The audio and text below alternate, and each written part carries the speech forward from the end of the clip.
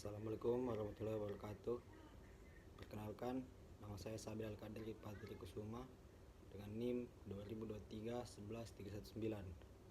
Pada kali ini saya akan menjelaskan program mandiri yang telah saya buat. Jadi pada program ini saya membuat rangkaian latch dan rangkaian keep, yang dimana ketika normally open saya aktifkan, maka si latch dan normally close akan aktif.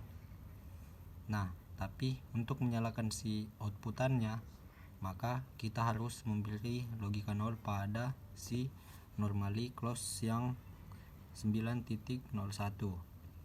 Nah, ketika si lampunya sudah menyala, maka si keep juga akan ikutan menyala. Dan untuk menonaktifkan atau mematikan si rangkaian keep, maka kita harus memberi logika 0 pada si normally close yang bagian keep atau di rung 1. Nah, syarat untuk si keep menyala ini, maka si rangkaian dari rung 0 ini harus menyala juga. Nah, ketika harus mengalir ke sini, maka kita harus memberikan logika 1 pada si normally open dengan logika 1. Nah, ketika kita sudah memberikan logika 1, maka harusnya akan mengalir ke normally close di 9.01. Tapi si outputannya belum menyala. Dan untuk menyalakan si outputan atau lampunya, kita harus memberikan logika 0 pada normally close di 9.01. Seperti ini. Nah, maka semua lampu akan menyala karena ketika si rangkaian latch ini menyala, maka si rangkaian keep juga ikutan menyala.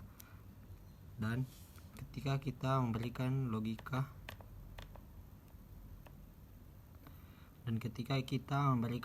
1, logika 0 pada PB start di normally open,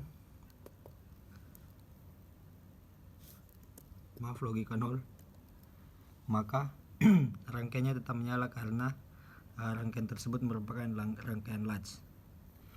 Nah, untuk mematikan si outputan dari keep atau lampu dari keep, maka kita harus memberikan logika 1 pada si normally close di 9.01 pada rangkaian keep. Nah, maka si outputannya ini akan mati. Dan untuk menyalakan rangkaian latchnya, kita cukup memberikan logika 0 pada normally close nya.